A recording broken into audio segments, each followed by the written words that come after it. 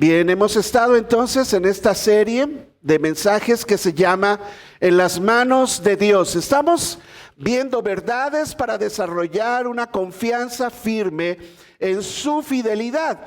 Verdades para desarrollar una confianza firme en su fidelidad. ¿Cuáles han sido algunas de las verdades que ya vimos? La primera es que Dios siempre cumple sus promesas. ¿Estás de acuerdo? Dios siempre cumple sus promesas, no es como nosotros. La segunda verdad es que tu salvación está asegurada. Tu salvación está segura. Si has rendido tu vida a Cristo Jesús, tu salvación está segura. Y en el mensaje anterior hablamos de que Dios es soberano. Y esa es otra verdad que puede hacerte desarrollar en ti una confianza firme en la fidelidad de tu Dios, de mi Dios, de nuestro Dios.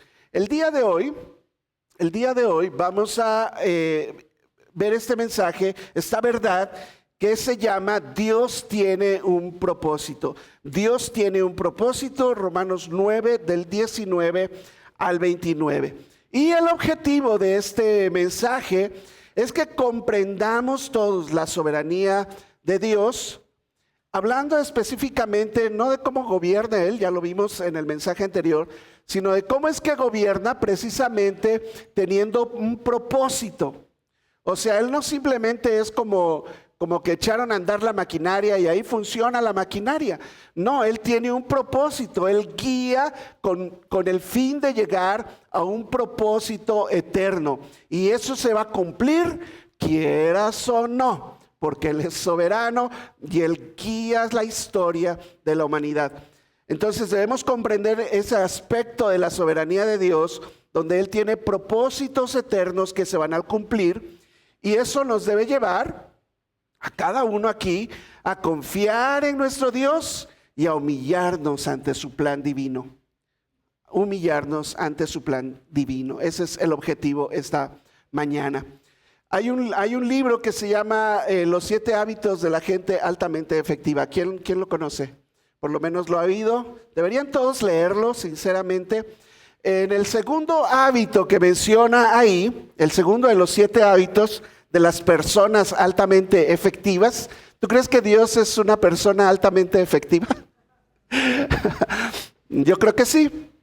Bueno, el segundo hábito dice, empieza con un fin en mente. Empieza con un fin en mente. ¿Ok? Entonces, todos nosotros deberíamos tener un fin en mente antes de iniciar algo. Si inicias algo sin un fin en mente, pues como que no vas a ser muy efectivo. Irás a cualquier lado, harás cualquier cosa, pero si no tienes un propósito, entonces, pues, ¿cómo lo vas a hacer? Entonces, tienes que empezar con un fin en mente. Y Dios empezó todo con un fin en mente. Él tiene una meta final, el establecimiento de su reino en el universo. Es un reino donde Él reina. Estará sentado en el trono como rey. Y Él reinará por la eternidad futura. Y eso es el fin que tiene en mente. Ese hábito se refiere entonces a comenzar cada tarea, proyecto o día con una visión clara de los resultados deseados. Ya hablan ahí de tener metas SMART, ¿verdad? Que sea muy específico. Y Dios, claro que es muy específico en lo que Él quiere lograr en ti, lo que Él tiene en especial para ti y al final de los tiempos y luego por la eternidad. Tiene planes muy específicos a donde quiere llegar. Es medible porque yo puedo saber dónde estoy en mi caminar con Dios. Si tú no lo sabes, te puedes acercar a los líderes de esta iglesia. Te podemos enseñar a través de la palabra de Dios cómo es que Dios nos permite ver en nuestro caminar con Él dónde estamos y dónde nos quiere. Así que sí, es medible. ¿Es alcanzable? Claro que sí es alcanzable, si no Dios nunca hubiera empezado. Pero Él va a cumplir su propósito en ti, va a cumplir su propósito en mí, va a cumplir el propósito para esta iglesia, va a cumplir el propósito en San Luis Potosí, en el mundo entero, hasta el final de los tiempos. Claro que lo puede hacer. ¿Es realista? Claro que es realista. Va a suceder y tiene un tiempo determinado para que suceda. Entonces, ¿sabrá Dios hacer planes? Claro que sí, ¿verdad? Claro que sí. Él siempre tiene un plan, siempre tiene un propósito. El problema, aquí vamos a entrar nosotros, ¿verdad? El problema somos nosotros. A veces, por ejemplo, cuando tú le estás compartiendo el evangelio a alguien, te encuentras a personas que han decidido no aceptar para nada lo que les dices. Pero mira y les muestras la Biblia y no, eso lo escribieron hombres, ¿verdad? Y a ver, dame los originales. Ay, como si tuvieran originales de todo lo que creen, ¿verdad? Y están con una actitud rechazando todo lo que les puedas decir acerca de Dios, de Cristo, del cielo, del infierno. No, eso te lo enseñaron ahí en tu iglesia, ¿verdad? Ahí a donde vas. Y están con esa gente con esa actitud. Aunque hablas de la salvación en Cristo, les explicas el mensaje, respondes todas sus dudas, les haces cuestionamientos ahí claros, porque, oye, pues si todo lo que está creado, pues tiene un creador, es lógico. ¿Cómo es que no vas a creer en Dios? No, yo de una célula, ¿verdad? Salí de una célula que explota. Bueno, bueno, aquí Pablo está tratando con gente así. Si lo oíste en el mensaje, en el pasaje, están haciéndole preguntas así, cuestionando a Dios. A ver, pero ¿por qué esto? A ver, pero ¿por qué el otro? ¿Verdad? ¿No es injusto Dios? Y entonces, si es así, ¿por qué me va a culpar a mí de mi pecado? Si Él es soberano, ¿por qué no manda que yo simplemente pues ande bien en mis caminos? Él debería manejar mi vida y pues si la maneja, ¿verdad? Y le explicas y todo, pero están con esta actitud. Bueno, aquí Pablo está enfrentando a una persona así. Lo que no sabe esa persona es que de todas maneras, creyendo o no creyendo, Dios está cumpliendo sus propios propósitos. Dios está cumpliendo sus propios propósitos. Simplemente esa resistencia de las personas en creer refleja esa naturaleza pecaminosa que está en nosotros, esa arrogancia del ser humano en su estado pues caído, ¿verdad? Expulsado de la presencia de Dios. Ni siquiera busca a Dios, él mismo trata de justificarse. La gente dice, pues no soy tan malo, nunca he matado a nadie.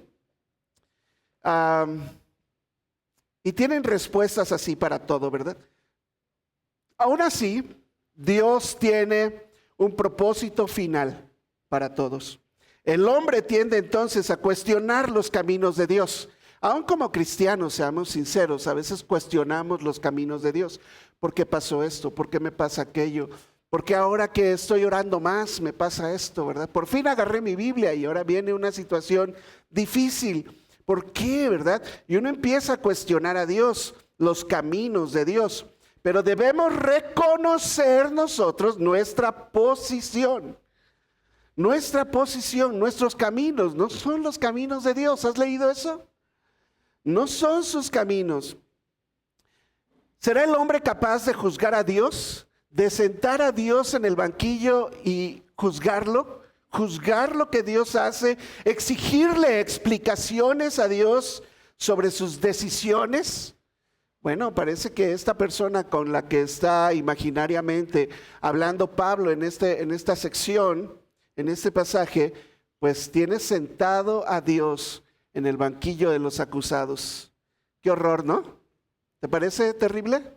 Sentar a Dios en el banquillo y empezarle a hacer preguntas. Qué arrogantes somos. Bien, bueno, déjame entonces aquí entrar a nuestro mensaje porque es nuestra rebelión el problema, nuestra rebelión es el problema. Es una rebelión que está en nuestro ADN. Como seres caídos, apartados de Dios, hay una rebelión en contra de todo lo que se dice Dios. La gente que no cree en Dios, algunos son abiertamente en contra de Dios y todo lo que se llame Dios. Entre los religiosos, pues ellos son muy celosos de su religión. Y entonces adoran a sus dioses o a su Dios, pero están en contra del Dios verdadero, el Dios de la Biblia, el Dios de nosotros. Y hay una rebelión también entre los hijos de Dios, es terrible, déjame que lo diga, ¿verdad? Pero hay una rebelión aún entre los hijos de Dios y se rebela uno contra Dios constantemente. Pero es parte de nuestra naturaleza, no lo justificamos, pero ahí están. Entonces esta persona empieza a cuestionar a Pablo. Ya lo cuestionó previamente y le dice, es Dios injusto. Y ya explicamos, no, Dios no es injusto. Ahora le dice, entonces, si Él controla todo porque Él es soberano y ve que yo estoy pecando, entonces ¿por qué me culpa de pecado si Él me podría detener? Alguien ha preguntado, ¿no? Yo escuché un niño preguntar, ¿por qué no Dios detuvo a Eva cuando se iba a comer la fruta prohibida? Iba a decir la manzana. ¿Por qué Dios no la detuvo? ¿Verdad? Y ahí se hubiera detenido todo lo que nos pasó. Pero entonces, no cuestiono el por qué lo detuvo o no lo detuvo, pero si lo hubiera detenido Dios y nunca hubiera entrado el pecado en el plan, primero tú y yo seríamos unos robots. Sin esa naturaleza que nos hace pecar, ¿verdad? Pero sin tomar decisiones, entonces serías un robot. Si existen, se llaman robots. Dios no quiere robots. Él nos crió en especial a nosotros. Y la segunda cuestión aquí es que si Dios hubiera detenido a Eva, tú no conocerías ni la misericordia de Dios, ni la gracia de Dios, ni el poder de Dios, ni su plan perfecto, el cuidado que Dios tiene de ti. Tú no conocerías nada de eso. Pero yo no voy a cuestionar a Dios por qué no detuvo a Eva. Pero claro que Eva fue culpable. Y Adán también. Y entonces esta persona empieza a preguntar, ¿por qué pues me culpa? ¿Por qué inculpa a Dios? Porque ¿quién ha resistido a su voluntad? Si Él simplemente dijera, nosotros obedeceríamos. Si Él simplemente dijera, nadie va a pecar y se hiciera así como, hágase la luz, entonces pues nadie resiste su voluntad. Cuando Él es soberano, Él determina una cosa, lo expliqué la vez pasada. ¿Por qué no Dios hace eso con nosotros? Esa es la pregunta aquí. Porque me culpa, yo no soy responsable entonces de mi pecado. Dios me pudiera detener, es culpa de Dios que yo esté pecando. Ya, dale, bonita cosa. Es culpa de Dios que yo esté pecando. Eso es lo que está diciendo ese versículo. Y entonces la respuesta de Pablo, ¿cuál es? No le va a responder eso. Porque ya de verdad suena blasfemo, suena ofensivo a Dios. Suena ofensivo porque Pablo le dice, antes de contestarte cualquier cosa, oh hombre, ¿quién eres tú para que alterques con Dios? ¿Quién eres tú para que alterques con Dios? Dirá el vaso de barro al que lo formó, ¿por qué me hiciste así? Esa es la lógica. ¿Tú quién eres? Ubícate, ¿verdad? En este momento de la historia muy humanista que llaman en la historia el posmodernismo, el hombre está sentado en el trono, todo gira alrededor de ti. ¿Y sabes qué? Dios no gira alrededor de ti. Dios no es el genio de la lámpara, te dije, para cumplirte tus deseos. Dios no es el multimillonario que te va a hacer rico si te acercas a Él, ¿verdad? Dios no es todopoderoso para arreglarte todos tus problemas, aunque lo podría hacer. Pero Dios no gira alrededor de tu mundo. Ubiquémonos, eso es lo que ahora Pablo le contesta. A ver, ¿cómo? O sea, ¿quién eres tú para estar altercando con Dios? Dirá el vaso de barro al que lo formó, ¿por qué me hiciste así? ¿De dónde hizo Dios a Adán? ¿Te acuerdas? ¿De dónde? Del polvo de la tierra, del barro. Hasta hicieron una canción de rock así, ¿no? De solo barro nos formó. es su creación perfecta, ¿verdad? Pues es verdad, así dice la Biblia. Del barro nos levantó Dios y nos dio forma y sopló aliento de vida. Y ahora el vaso de barro le dice al que lo formó, ¿por qué me hiciste así? Y luego todavía el versículo 21 dice, versículo 21, ¿o no tiene potestad el alfarero sobre el barro? Son preguntas serias, hermanos, porque la gente de afuera te puede estar cuestionando y realmente no te está cuestionando a ti, está cuestionando a Dios. Y tú le puedes contestar así. O sea, no tengo que contestarte cada detalle y todo. Tú eres creación de Dios, punto. Ubícate donde estás. ¿No tiene potestad el alfarero sobre el barro para hacer de la misma masa un vaso para honra y otro para deshonra? ¿Vas a altercar con Dios? Ese es el punto aquí. El problema es el orgullo del hombre, que siempre, ¿verdad?, va a buscar culpables en otras partes, menos en el mismo. Busca culpar a Dios de su propio estado espiritual, pensando que si Dios es soberano, entonces el hombre no tiene ninguna responsabilidad por su pecado. La Biblia enseña otra cosa, enseña que Dios como creador tiene derechos sobre su creación, puede disponer de ella según su propósito eterno. Y el hombre, por otro lado, es responsable también de sus decisiones, aunque no siempre entienda los caminos de Dios.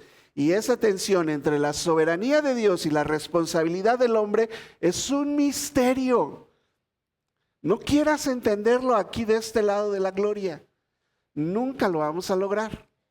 Te lo dije alguna vez, he escuchado a grandes maestros teólogos decir abiertamente en cámara, entre la soberanía de Dios y la responsabilidad humana, no sé cómo funciona, pero las dos son verdades en la palabra de Dios. Y tanto Dios es soberano de todo y Él dirige todo, como también es verdad que el hombre es responsable de las decisiones que toma. No quieras hacer responsable a Dios. Uno de los problemas serios del hombre es hacer responsable a otras personas. Y bueno, ahora la psicología está encantada con esto, ¿verdad? Todo el mundo tuvo la culpa menos tú. Tus papás que se divorciaron, el tío que abusó de ti, el maestro que te ofendió, los niños que te hacían bullying, el jefe del trabajo, el maestro que le caes mal. Todos son culpables menos tú. Y ese es un problema en nuestra cabeza cuando escuchamos estos mensajes, cuando lees la Biblia. Y entonces la lees y no entra nada en ti porque esa ideología está en tu cabeza. Y tú lees ahí y no entiendes nada. Cuando están reclamándole esto a ese hombre, ¿verdad?, que está ahí hablando con Pablo simuladamente. El hombre piensa que está en el centro de todo y no es así. Esta tensión entonces siempre va a estar entre la soberanía de Dios y la responsabilidad del hombre, pero es una verdad y ¿sabes qué? No puedes altercar con Dios en ese sentido. Claro, hay una resistencia humana entonces que se levanta en contra de toda autoridad, hacen meeting, cierran calles, van y le gritan allá a los gobernantes, cierran la calle de alguien, etcétera, etcétera, y ahí están resistiendo siempre todo, ¿verdad? Pero ¿a dónde le vas a ir a hacer un meeting a Dios? ¿Qué calle le vas a cerrar o qué? Una resistencia humana siempre contra Dios. Cuidado, amigos que nos visitan hoy, hermanos cristianos que estamos hoy aquí. Si tú eres cristiano y estás hoy aquí, no pleitees con tu hacedor. Nuestra posición debe ser de rendición. Yo me rindo a ti, estoy en tus manos.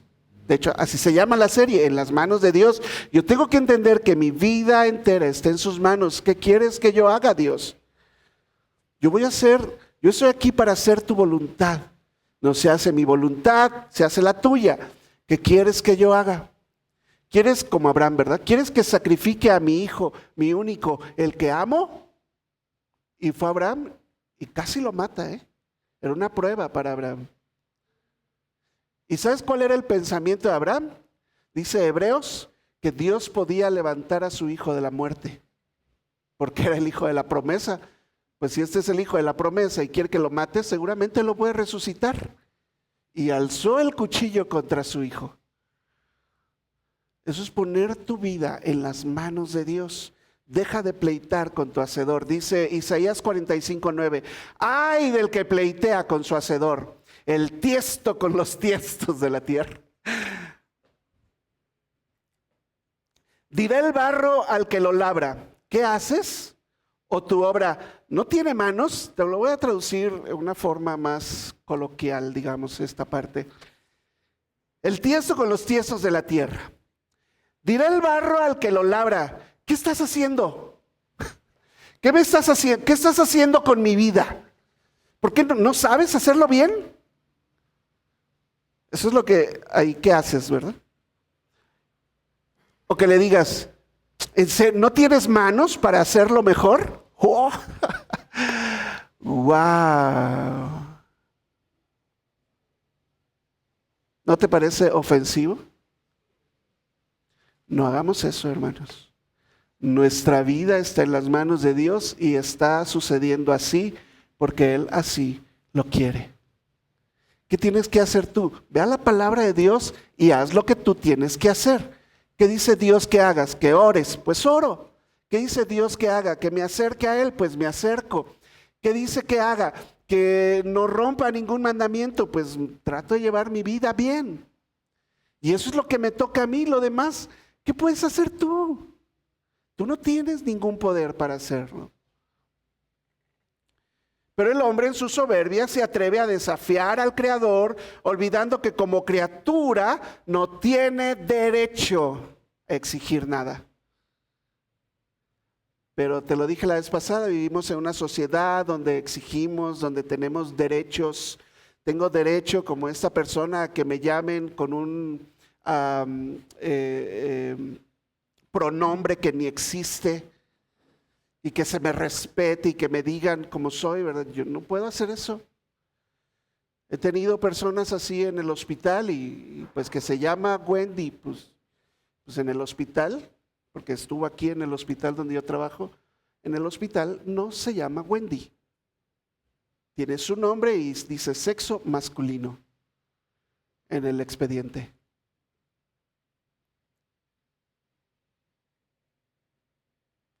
No tenemos derecho de exigir explicaciones a los planes de Dios. Sométete a Él. Él es el que tiene la autoridad, es la autoridad del alfarero. Él está creando tu vida. Eso, al contrario, te debe dar confianza de que tu vida está en las manos del alfarero. Ten fe en que Él va a hacer algo bueno con esto. Ten fe en que Él va a hacer algo bueno con eso, está dándole forma. Ahí va el alfarero, dándole forma, dándole forma. Él tiene la autoridad del alfarero. Debemos reconocer que Jehová es Dios, no tú ni nadie más, ¿verdad? Salmo 100, versículo 3 dice, reconozcan que Jehová es Dios. Él nos hizo, no nosotros a nosotros mismos. Ese es el orgullo, el ego del hombre natural. Creer que lo que tienes, lo que eres, lo tienes por tu esfuerzo, porque tú eres muy bueno, porque has hecho todo lo necesario para lograrlo, cuando toda tu vida está en las manos de Dios. Lo que tienes, lo has recibido de Él. Bueno, mi Biblia dice eso y yo lo creo. Todo lo que tengo, material, espiritual, tener paz en mi vida, tener una familia, todo lo que tengo lo he recibido de Dios, no es por mí. Aún mis estudios los tengo porque Dios me lo permitió tenerlo. Y si no tengo los estudios, Dios no me los dio, pero Dios me dio tantas otras cosas que otras personas no tienen. Como hijos, por ejemplo. Pero todo lo que tienes te lo ha dado Dios. Tu vida está en sus manos. Entonces Él es el que tiene el derecho sobre su creación. ¿Estamos claros ahí? Él es el que tiene el derecho sobre su creación. No somos dueños de nuestra vida. Oye, leímos la vez pasada que Él nos compró a precio de sangre. Él tiene el poder para formar y dirigirnos según su voluntad. Como criaturas, entonces, nuestra reacción ante los misterios, digamos, las cosas que suceden misteriosas de Dios, no deben generar en nosotros exigencia de explicaciones, sino confianza. Debemos reconocer que nuestra vida está en las manos de Dios y es el mejor lugar donde puede estar. Amén. Ahí es donde debe estar mi vida. Yo quiero que mi vida esté en sus manos y no en las mías. A mí se me va a echar a perder eso si lo pongo solamente en mis manos. Así que Pablo continúa mostrando cómo Dios en su soberanía actúa, ¿verdad? Él actúa así como un alfarero. Dice ahí, ¿qué dice? Dilo fuerte porque yo no lo leo aquí. Nuestra vida está en las manos del Creador. Eso dice y es una verdad. Es una verdad. Para ti que eres cristiano, eso debe darte paz, tranquilidad. Estás en las manos de Dios. Déjame, porque todo el mensaje lo quiero hacer positivo, pero por si alguien nos está viendo, estás hoy aquí, no eres cristiano, tú dices, no, esas cosas. Estoy aquí porque pues tenía que venir, no sé, ¿verdad? Tu vida también está en las manos de Dios y a mí me daría miedo, porque más bien tu vida pende de un hilo sostenido por la mano de Dios. El día que Dios quite su mano de ti, tú vas a caer en el infierno. Y no es para asustarte, es para que reconozcas quién es tu hacedor, reconozcas que tienes un problema con Él, te arrepientas de tus pecados y pongas la fe en Cristo Jesús para que Dios te salve de eso. Que Dios te salve de eso. Ese es nuestro segundo punto aquí. Nuestro segundo punto es su justicia y misericordia, porque Él, claro, no es un rey mala onda. Él es un rey justo y misericordioso, justo y misericordioso. Vamos a explicar un poco aquí más de su justicia y de su misericordia. Romanos 9, 22 al 24, dice, ¿y qué? Sigue diciendo Pablo aquí. Si Dios, queriendo mostrar es un Dios airado. ¿Cómo? Yo nunca había escuchado que Dios estaba enojado. Siempre creí que era un Dios amoroso. Mira, Dios no es como nosotros, ¿ok? Dios no es que ahorita te ama y al rato se enojó contigo como tu ex, ¿verdad? O tu mamá, ¿verdad? Que te ama ahorita mucho y al rato agarra la chancla y te da 2, 3. Dios no es así. Dios es siempre amoroso. Dios es siempre justo. Y Dios siempre está airado contra el pecado y el pecador. Y es necesario entender que si tú amas algo, estás odiando otra cosa. Y así es nuestro Dios. Entonces, Dios ha querido mostrar su ira y hacer notorio su poder, y para eso ha soportado con mucha paciencia a los vasos de ira preparados para destrucción. ¿Y tú vas a altercar con Él? Si Él los preparó para destrucción, ¿qué a ti? Gracias a Dios, yo entiendo que estás hoy aquí, has entendido el plan de salvación y entonces yo creo que tú eres un hijo de Dios y tú no eres de los vasos preparados para destrucción, pero hay vasos preparados para destrucción, es lo que dice mi Biblia. Y hay vasos preparados para destrucción y no cae la ira de Dios sobre ellos porque Dios es paciente. Pero un día, que también está contado sus días, un día su vida se va a acabar y va a caer en las manos de un Dios airado. Yo no quiero estar ahí. Jonathan Edwards, un predicador, teólogo, pastor de los años 1700, predicó un mensaje así, se llama pecadores en manos de un Dios airado. Los mensajes, o la gente, porque ellos predicaban al aire libre y mucha gente venía. Es que él estaba predicando, la gente temblaba y lloraba y corrían a los pies del altar, se hincaban ahí pidiendo salvación, misericordia a Dios. De la descripción que hacía él del infierno y de la ira de Dios que venía sobre los pecadores. Yo no quiero estar en las manos de un Dios airado. Y nosotros, dice, para hacer notorias las riquezas de su gloria, las mostró, esas riquezas de su gloria, las mostró con los vasos de misericordia que él preparó. ¿Cuándo? De antemano para gloria.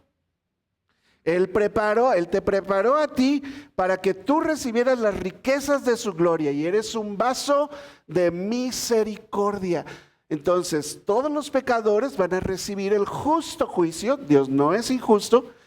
Ellos son culpables de su pecado, o sea, Dios no inculpa de pecado. Ellos son culpables de su pecado y van a ir a parar al lago de fuego. ¿Ok? Pero Dios quiso tener misericordia de otros vasos que Él preparó de antemano para mostrar en ellos sus riquezas, las riquezas de su gloria, a los cuales entonces también ha llamado. Y eso somos tú y yo. Un día alguien se acercó contigo y te predicó el evangelio. ¿Fue así? ¿Alguien se acercó contigo? ¿Sí? Un amigo, un vecino, alguien se acercó contigo, a lo mejor tus padres, alguien se acercó contigo y te hizo el llamado, lo hemos llamado el llamado externo. Y luego Dios hizo un llamado interno a tu vida para que tú rindieras tu vida a Él.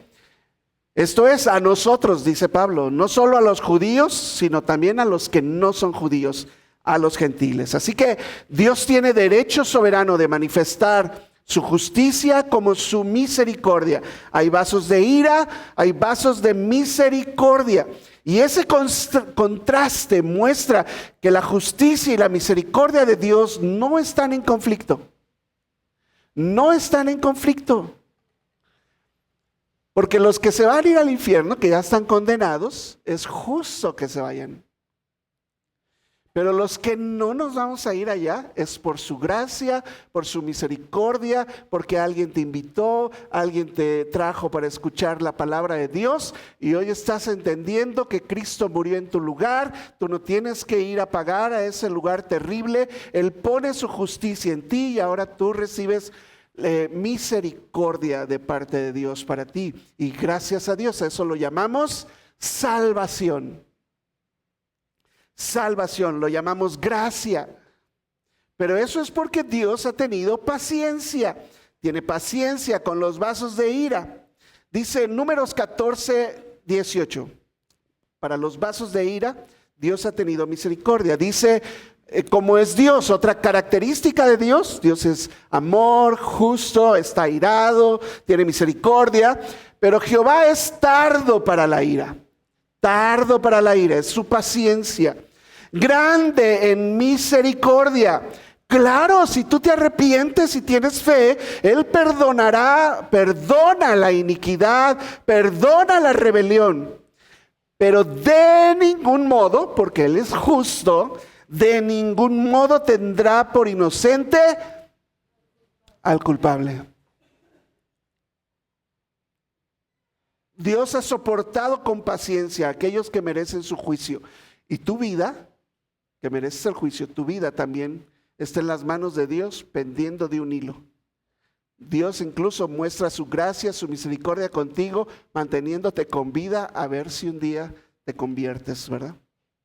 Te rindes a Él. Pero un día Dios va a soltarte ahí. Dios ha soportado con paciencia a aquellos que merecen su juicio. Aún sigue siendo paciente, dando tiempo para el arrepentimiento. Pero su justicia nunca dejará al culpable sin castigo. Eso es ser justo. Eso es ser justo. Ahora, para los vasos de gloria que mencionaba, los vasos de honra, la misericordia de Dios es para ellos. Primera de Pedro 1:3. Primera de Pedro 1:3. Bendito el Dios y Padre de nuestro Señor Jesucristo, dice Pedro. Que según su ¿qué? Su grande misericordia. Mira cómo ellos lo entendían perfectamente. Su grande misericordia, Él nos hizo renacer. Volvimos a nacer para una esperanza viva por la resurrección de Jesucristo de los muertos. Él nos dio vida otra vez. Estábamos muertos y por su misericordia, Él nos dio vida. ¿No es para brincar de gusto aquí?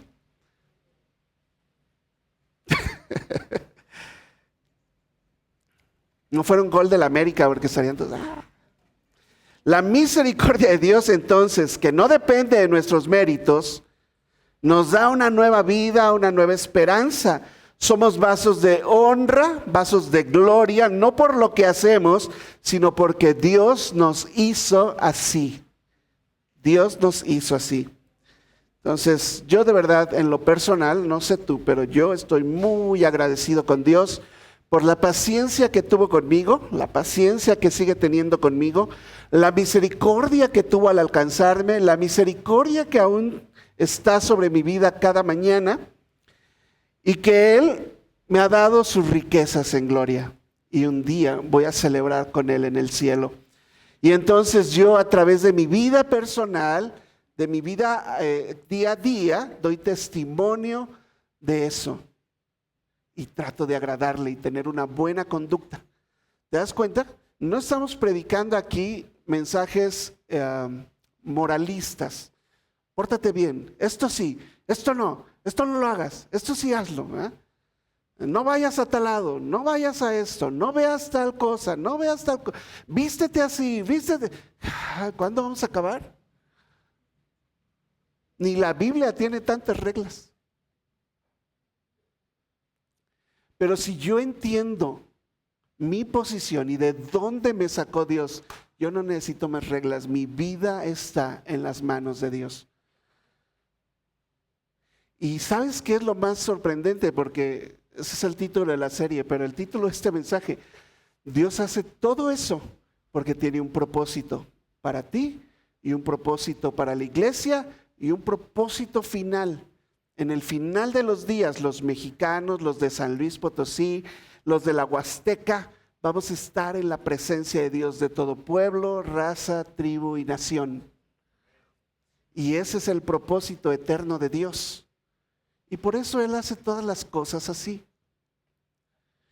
Pablo entonces cierra su argumento mostrando cómo el plan de Dios incluye tanto a judíos como a no judíos, cumpliendo sus promesas eternas. Busqué ahí una imagen de una vajilla lujosa. Tú eres esos vasos de honra que se usan para el reino de Dios en forma honrosa. Dios te quiere usar. Dios te hizo un vaso de honra para usos honrosos, dice la Biblia. No es para estar guardado como tenemos una vajilla en la casa que está guardada desde que nos casamos. Alguien nos la regaló y ahí está preciosa, guardada ahí. No, tú eres un eres un vaso de uso honroso. ¿Cuándo vas a dejarte usar? Es mi pregunta aquí. Porque tú tienes, como se llama el mensaje, un propósito. Tú tienes un propósito. Dios va a cumplir ese propósito. Mi tercer punto aquí. Dios cumplirá, Dios lo cumplirá. Dios tiene un propósito y Dios lo cumplirá.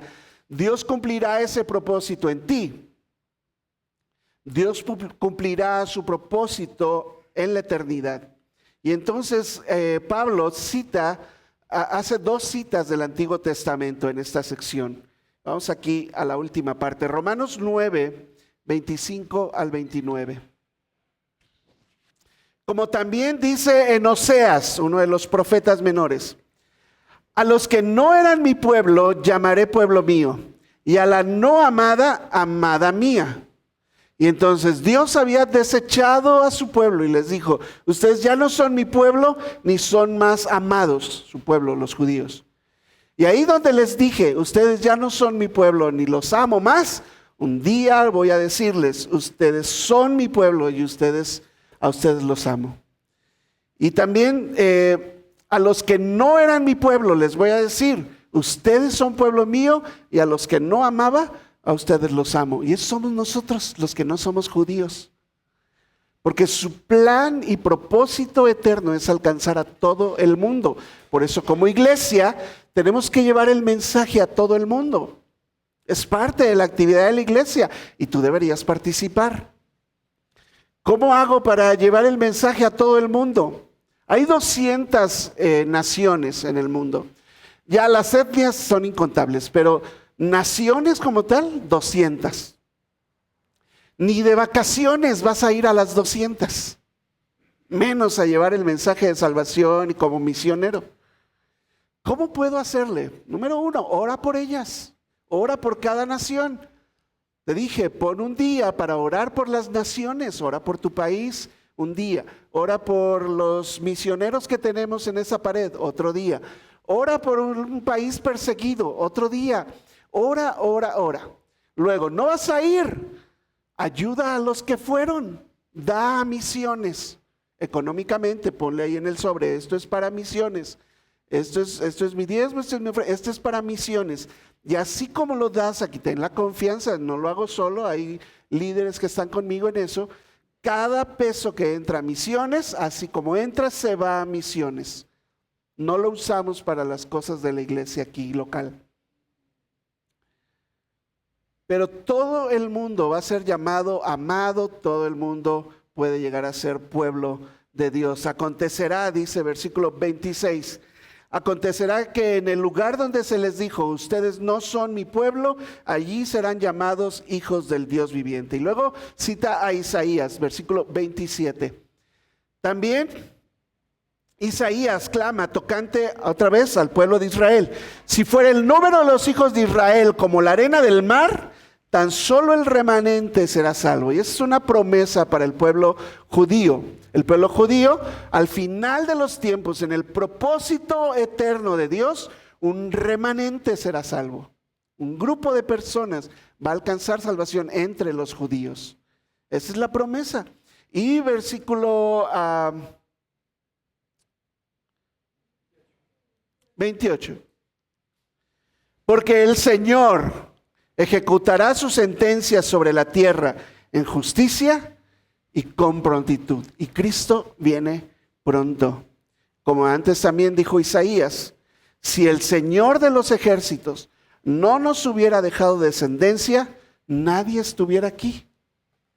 Seríamos como Sodoma o como Gomorra, dice el pasaje.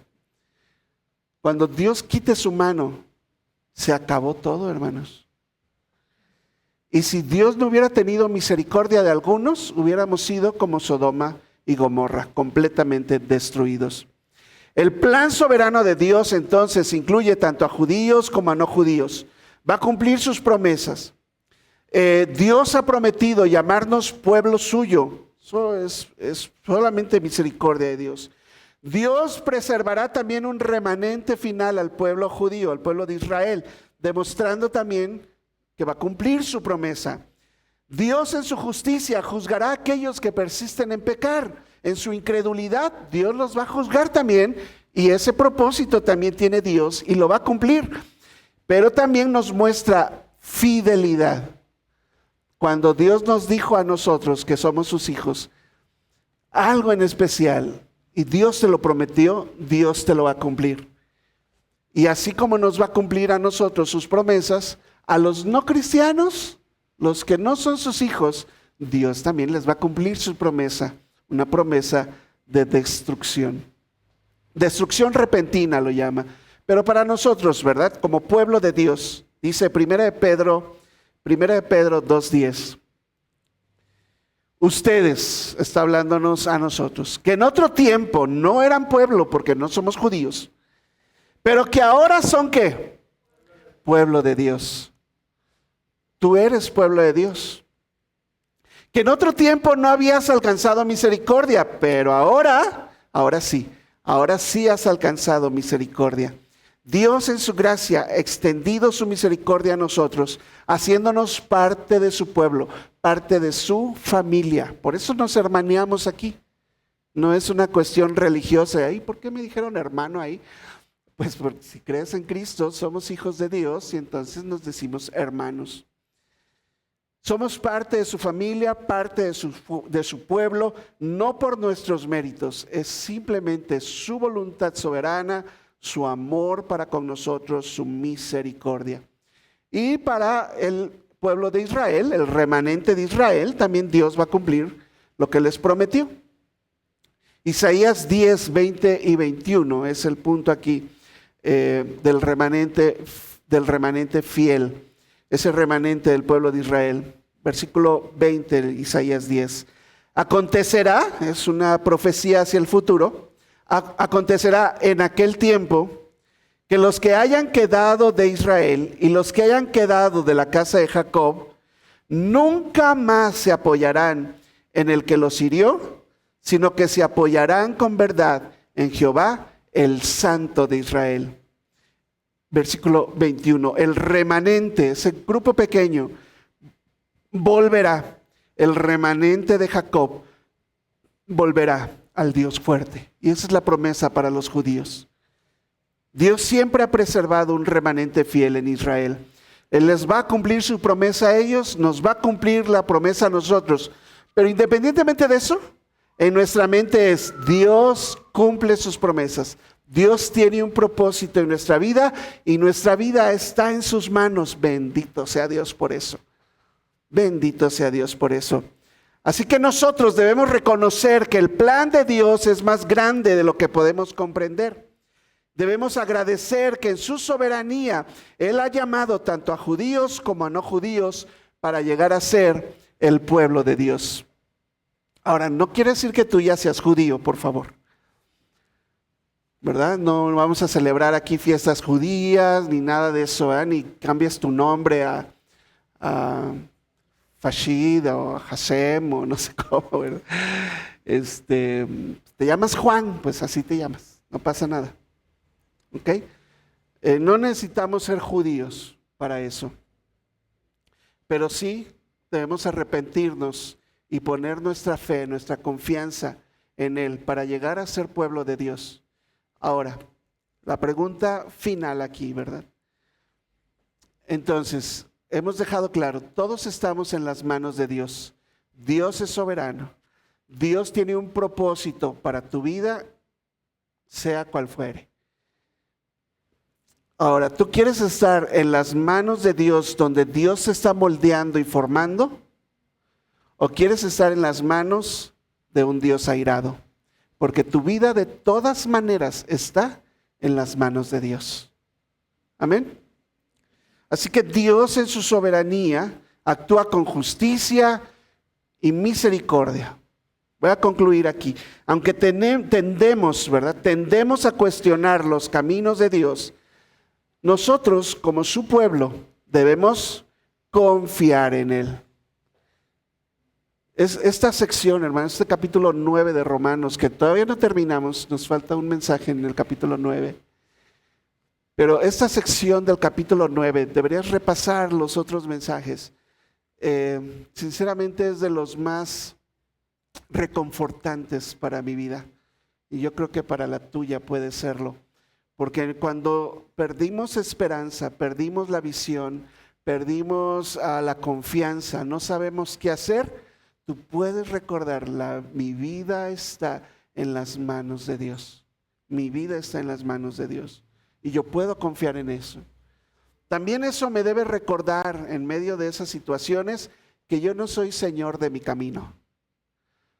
El hombre no es señor de su camino, ni es del hombre enderezar sus pasos.